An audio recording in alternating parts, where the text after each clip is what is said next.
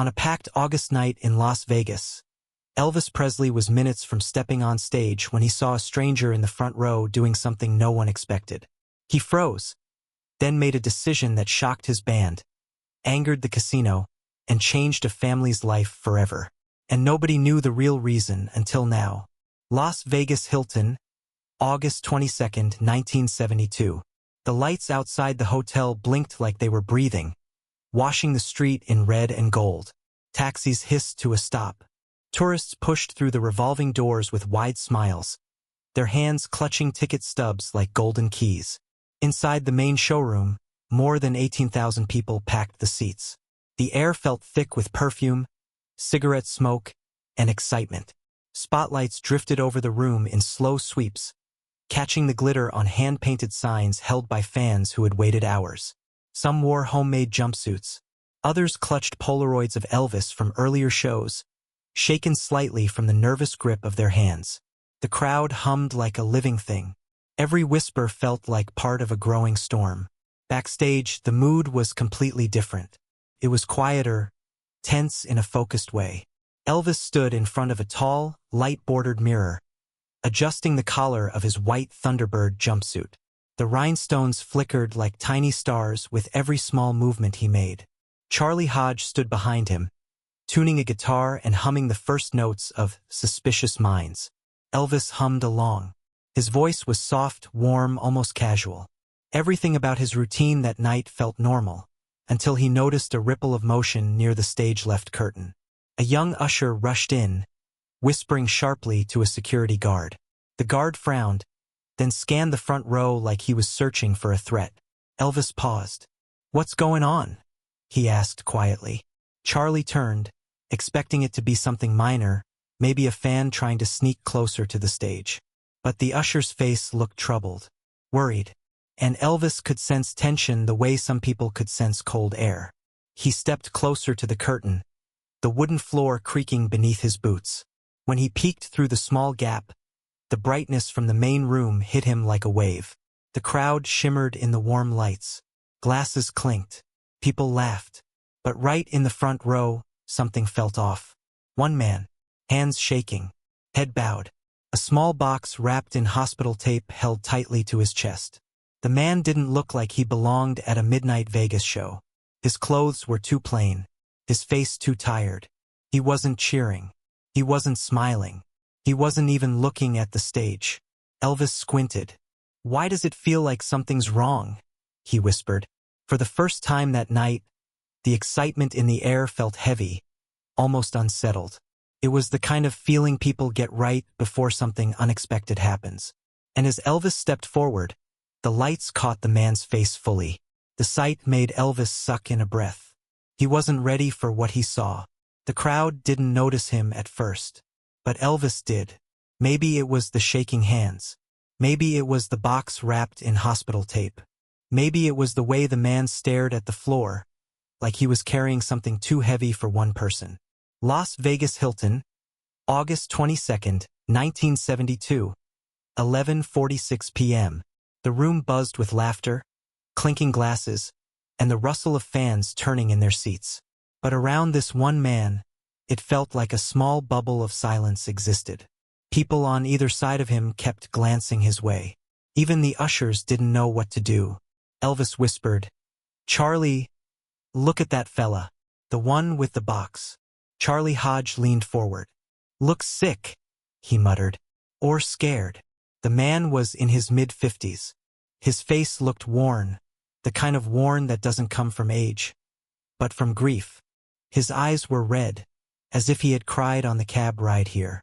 His shirt sleeves were wrinkled, and the box he held looked like it hadn't left his grip in days. Why did sorrow look so familiar? Why did Elvis feel like this wasn't random? A security guard stepped toward him. The man didn't move. He didn't look up. He simply held the box tighter, his knuckles turning white. The guard whispered into his radio, "Chief Riley, we might have a situation." Hilton Security Chief Frank Riley appeared from the aisle, frowning. The Hilton didn't like surprises, especially not in the front row. If anything interrupted the show, the casino lost money. The Hilton hated losing money, But Elvis watched closely, the lights making his eyes narrow. As Chief Riley leaned in, the man finally lifted his head. Just a little. Just enough. Elvis felt something twist inside his chest. The man's eyes were full of the kind of pain that doesn't shout. It collapses quietly. Security prepared to escort him out. It was routine. Standard Vegas protocol. If someone looked unstable, they were removed before a problem started. The Hilton ran like a machine. But Elvis shook his head. "No," he whispered. "Let him be." Charlie blinked. "Elvis, you sure? They think he's troubled." "I'm sure," Elvis said softly. It was a pattern-breaker moment. A sudden choice. A choice that made no sense to anyone else but felt right to him. The guard hesitated. But Elvis's stare told him everything he needed to know. The man stayed. Still, something gnawed at Elvis. What was in that box? Why did the man bring it here? Why tonight? The crowd kept buzzing, unaware that the night's entire path was about to shift. At 11:49 p.m., the spotlight drifted across the audience one more time, and the man, almost shaking himself awake, pressed his thumb under the hospital tape and tore the first strip loose. The sound was tiny, but Elvis heard it. The man opened the box. A faded photograph lay on top. A military dog tag. A telegram with torn edges. The stranger looked up, directly into the glare of the stage lights, and for a heartbeat, his eyes connected with Elvis's. Elvis's entire expression changed. He wasn't looking at a stranger anymore. He was looking at a memory, something he thought he'd left behind in Germany. And the night shifted. For a moment, Elvis couldn't breathe. Not because of fear, but because the items inside that small, hospital-tape box reached into a part of his past he kept locked away. The faded photograph showed a young man in an army uniform, smiling proudly. The dog tag beside it was scratched, bent slightly at the edge. The telegram, yellowed, creased, had only one line visible. "We regret to inform you, Las Vegas Hilton, August 22, 1972, 11:50 p.m. The room outside still buzzed with noise. Glasses clinked. Laughter rippled. The band backstage was warming up, unaware that the night was about to derail. But near the front row, something different was happening. Something the crowd hadn't noticed, but Elvis could feel like heat rising from a desert road. The man lifted the photograph with shaking fingers. He mouthed something, words barely formed, but Elvis could read them. "He admired you. He died listening to your record." Elvis's heart dropped. It was like hearing an echo from another life. A life made of long nights in Germany, homesick soldiers, cold barracks, and young men trying to hold their fear together with music. Music. His music. A soft murmur moved through the front rows as guests noticed the man holding the telegram. Security stiffened. Chief Riley leaned toward the stage again, whispering into his radio. "We need to move him now. This could get messy." But Elvis didn't step back. He stepped forward. The lights warmed his skin. The crowd didn't know yet, but something sacred hovered in the air. Something fragile enough to break if one wrong choice was made. The young usher from earlier whispered, "Mr. Presley, management says you need to start on time. They're already counting the delay." Of course they were. Vegas ran on money, not moments. But Elvis couldn't stop looking at the dog tag. He recognized the unit number. It was from the same division he served in during his time in Germany. The same place where he stood guard, wrote letters home, and played records late at night to comfort other soldiers who missed their families. Elvis swallowed hard. "What was his name?" he asked quietly. The man's voice cracked. "Michael, my son. He listened to you every night. Said your songs made him feel less alone." Elvis felt that line like a punch to the chest. Why does compassion always arrive at the most inconvenient moments? Why does grief wait for the loudest rooms? The telegram shook in the man's hands. A small piece of tape fluttered to the floor. The dog tag caught the light, shining for a second like a signal. Behind Elvis, someone from the Hilton staff hissed, "We're losing thousands every minute he's not on stage." Charlie Hodge whispered urgently, "Elvis, they want you out there. Now." But Elvis didn't move. Not an inch. He stared at the photograph, then at the father, then at the dog tag. The noise of the crowd faded into a low hum. The lights felt hotter. The pressure pressed in from every direction. Money, expectations, the giant machine of Vegas that didn't care about grief or old memories. Elvis took a slow breath. What do you do? He wondered silently. When obligation pulls one way, and a man's heart pulls the other? The stranger wasn't asking for an autograph. He wasn't asking for a selfie. He wasn't even asking for time. He was asking for something much bigger. He was asking to be seen. Chief Riley leaned closer to Elvis, ready to pull the man away. And that's when Elvis turned to Joe Esposito with a look no one on the crew had ever seen before. The band froze. Charlie stopped breathing. The crowd still didn't know anything was wrong. Then Elvis whispered words no performer ever says in Las Vegas. Words that would flip the night upside down. Joe Esposito froze. He thought he heard Elvis wrong. No one cancels a Vegas show. Not at the Hilton. Not with 18,000 people waiting. But Elvis didn't blink. Joe, cancel the show. The backstage hallway seemed to stop breathing. A guitar string snapped somewhere behind Charlie Hodge. Even the neon lights above flickered, like the building itself was shocked. Las Vegas Hilton, August 22, 1972, 11:52 p.m. The countdown clock on the wall blinked in angry red numbers, marking the seconds Elvis was late. Every minute meant thousands of dollars lost. Dealers on the casino floor paused to listen. Fans in the lobby wondered why the doors weren't opening. Vegas didn't forgive lateness. Vegas didn't allow hesitation. Vegas cared about only one thing. The show must go on. But Elvis wasn't looking at the clock. He was looking at the father holding the dog tag. Joe whispered sharply, "Elvis, you can't do that. We've got contracts. Press. Hilton executives. Colonel is gonna lose his mind." Elvis's jaw tightened. "I don't care." 2 seconds of silence. Then the radios exploded. "Show delay. Confirmed. Management wants answers now. Security eyes on Presley." The sound felt like static in the air. Elvis stepped away from the curtain and walked toward the crowd. Not on stage. Not toward the microphone. He walked into the audience. Gasps rose from the front rows. People stood, reaching out, confused, excited, unsure if this was part of some surprise opening. But the father didn't move. He just stared at Elvis like he wasn't sure if he was dreaming. Elvis stopped right in front of him, close enough to see the man's trembling lips, close enough to hear the small crack of his breath. "Tell me about your boy," Elvis said softly. The man broke, not loudly, not dramatically, but in the quiet, painful way grief really works. "It was Afghanistan," he whispered. "He said your music made him brave." He kept the dog tag tucked under his shirt. All the time. Elvis's eyes softened. He sat down, right there, in the audience. No lights, no stage, no microphone. The crowd fell completely silent. The kind of silence that only happens when thousands of people realize they're watching something rare. Charlie Hodge watched from the wings, stunned. He had never seen Elvis choose a moment like this over a show. Not once. Not even when he was sick.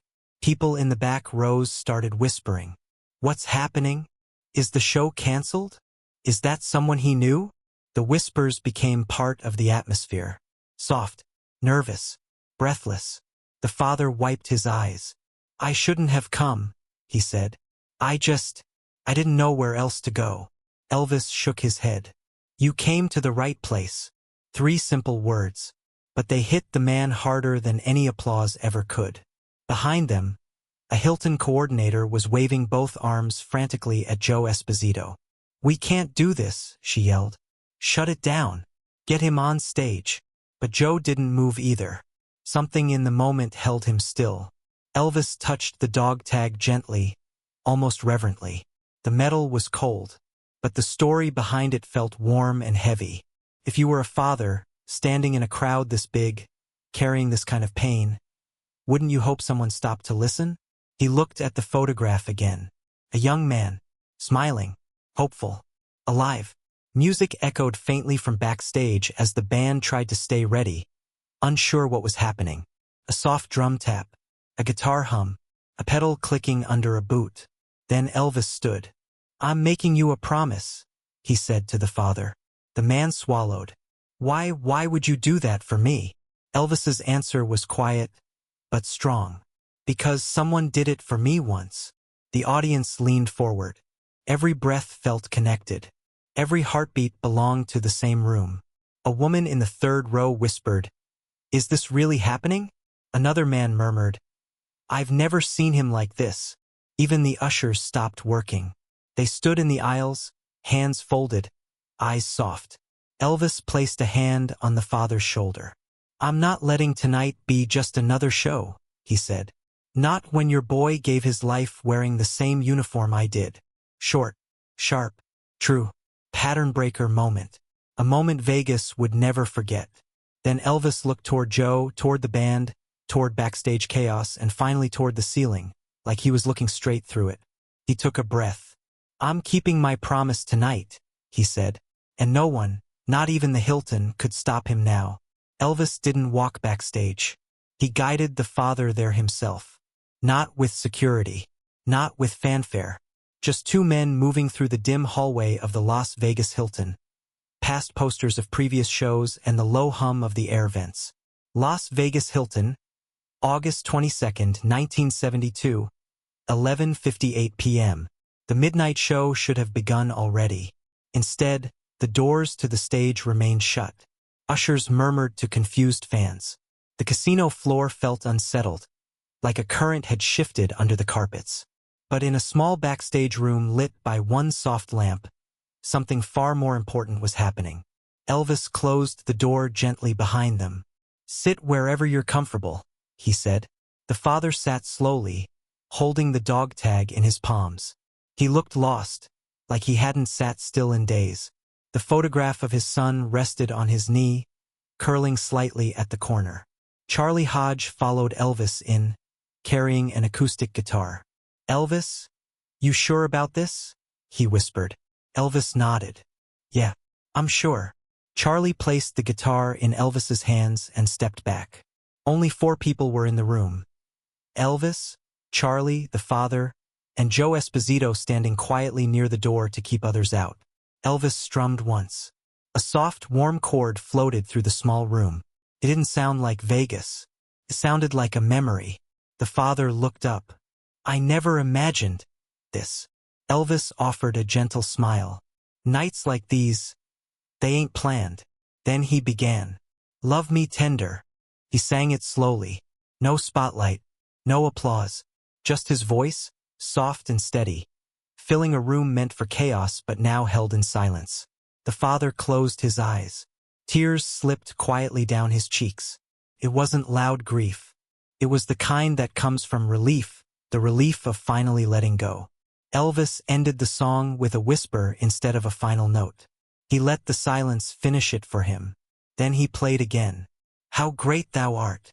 His voice wavered slightly at the start, but then it grew stronger, rising like a small wave that filled the room with something warm and holy. Even Joe Esposito wiped his eyes. Charlie held his breath. Why do the most powerful moments happen when no one is watching? And why does the world only see the stage, not the heart behind it? When the last chord faded, Elvis looked at the father.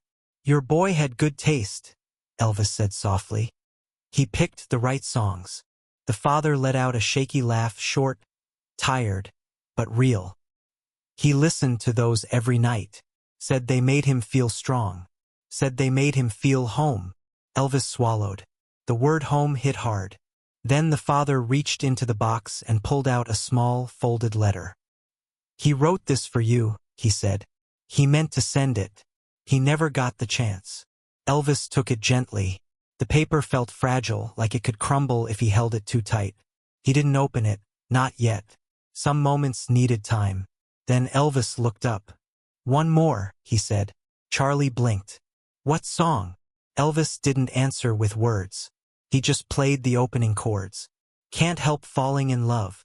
The father pressed the heel of his hand against his eyes, fighting the wave of emotion. The song filled the small room like a slow-motion sunrise. Soft, patient, healing. Halfway through the song, Elvis's voice cracked. Just once. Barely noticeable, but real. Pattern breaker. Raw truth in the middle of the melody. When he finished, Elvis lowered the guitar and rested it against the chair. "That was his favorite?" he asked quietly. "Yes," the father whispered. He said it reminded him that, even in a place like war, love was still possible. Elvis exhaled slowly. The room felt different now. Warmer. Safer. But something inside him tightened. A feeling he couldn't ignore.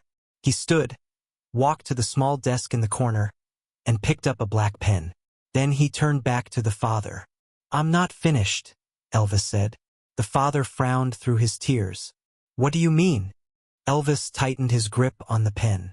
"I'm going to do something," he said quietly, "that the Hilton will hate, and that your son deserves." The father stared, confused. Elvis stepped toward the door. "I'm honoring him tonight," he said, and the Hilton had no idea what was coming. Elvis stepped out of the small backstage room with purpose in his stride. The quiet space behind him still held the echo of the last chord he played, like a warm ember refusing to fade. But the hallway he walked into was the opposite, bright, loud, and boiling with tension. Las Vegas Hilton, August 23, 1972, 12:12 a.m. The crowd had been waiting more than 20 minutes. Ushers tried to calm them, but confusion spread like wildfire. The casino pit bosses were pacing. The Hilton's executives were red-faced, whispering angrily into phones. This wasn't a delay. This was a disaster. And right at the center of the chaos stood Colonel Parker. "Elvis," he snapped. "What in the world are you doing? The entire casino is in chaos. We're losing money by the second." Elvis didn't stop walking. He didn't even look angry. He looked settled, like he had already made peace with the storm he was walking into. Joe Esposito trailed behind him, still trying to calm the staff. Charlie Hodge followed too, holding the guitar as if unsure whether to guard it or hide it. Then the Hilton's general manager, a tall man with silver hair and a furious expression, stepped in front of Elvis. "Mr. Presley," he said, "the show must start immediately. If not, you will be in breach of contract." Elvis finally stopped. The hallway grew quiet, except for a distant murmur from the crowd drifting through the walls. Elvis reached into his pocket and pulled out the black pen he had taken earlier. He also carried something else, the night's setlist sheet, slightly crumpled, still warm from the backstage room. He clicked the pen. The sound echoed. "I'm canceling the show," he said calmly. The manager nearly choked. Colonel Parker threw his hands up. Charlie's eyes widened. "You can't cancel," the manager barked. "Do you have any idea what this costs?" Elvis nodded once. "Charge it to me." 3 words, sharp as a blade. A pattern breaker that made the executives stare in stunned silence. Elvis lifted the setlist sheet and wrote one name at the top, slowly, clearly, the name of the soldier from the faded photograph. The father watched with trembling hands as Elvis folded the paper and placed it into his palm. "This is his night," Elvis said. "Not the Hilton's." For a second, no one moved. Not the manager. Not Colonel Parker. Not Joe. It was as if all of Vegas held its breath. Whispers rushed through the backstage corridors as workers caught pieces of the moment. "Elvis canceled? He's paying the whole bill? Who's the man he's with?" The father looked overwhelmed, eyes wet but grateful in a way words couldn't cover. "Elvis, I don't know what to say," he whispered. "You don't have to say anything." From the lobby, a ripple of voices grew louder. Fans sensed something unusual. Some thought Elvis was doing a secret meet and greet. Others feared he was sick. But no one knew the truth. Not yet. One of the waitresses, a woman named Lorraine who had worked at the Hilton for years, peeked around a corner and gasped. "Elvis, he's really not performing tonight?" The story started spreading instantly. Casino dealers whispered it across tables. Fans repeated it in the hallways. Within minutes, the entire Hilton buzzed with one unbelievable sentence. Elvis canceled his show for a stranger. But the biggest ripple of the night hadn't arrived yet. It wouldn't come from Vegas. It would come from Graceland. 3 days later, Graceland felt unusually quiet. The summer heat hung low over the porch, and the cicadas buzzed like tiny engines in the trees. Elvis sat alone in a wooden chair, letting the warm Tennessee breeze wash over him. He hadn't stopped thinking about that night at the Hilton. Then a delivery truck rolled in through the gates. The driver stepped out holding a simple brown package. No fancy stamps, no special handwriting. Just a name written in shaky letters. Elvis Presley, Graceland. Elvis signed for it and carried it onto the porch. He opened it slowly, like he already sensed something fragile inside. A small envelope rested on top. Under it lay a framed photograph. It was the soldier, young, smiling, wearing an Elvis tour shirt that looked a little too big for him. The photo looked sun-faded around the edges, as if someone had carried it everywhere. Maybe in a pocket, maybe close to a heart. Elvis touched the glass gently. Inside the envelope was a letter from the father. His handwriting was unsteady, but his words were clear. He wrote about how the private concert had lifted a weight he had carried since the day the telegram arrived. He wrote about how Elvis's kindness didn't just comfort him. It healed something that had been breaking for years. He wrote about how, for the first time since his son died, he slept through the night. Elvis read every line slowly. One sentence made him pause. "You gave me back a piece of my boy." He leaned back in his chair, staring out at the Graceland lawn where the sunlight filtered through the leaves. A quiet ache pulled at his chest. Even though the newspapers had already splashed the story across headlines, Elvis cancels Vegas show for grieving father, none of them knew what really happened. None of them knew about the songs, the handwritten set list, or the promise made in a dim backstage room. None of them knew why Elvis did it. He whispered, almost to himself, "We're all just trying to help somebody through." The wind carried the words into the yard. If the world understood moments like this, would they judge less? Love more? Slow down long enough to see someone else's pain? Years later, fans would still talk about that canceled Vegas show. Some said it was strange. Others said it was legendary. A few claimed they were there, even if they weren't. But the truth, the quiet truth, lived only in that porch moment, with the photo of a young soldier and a letter heavy with love. And Elvis kept both. Because some stories aren't meant for the stage. If the story touched you, share it with someone who still believes kindness can change a life. Moments like this remind us that legends aren't remembered for their fame, but for their heart. Tell us, have you ever witnessed a moment where compassion rewrote the ending? Your memory might be the next story someone needs.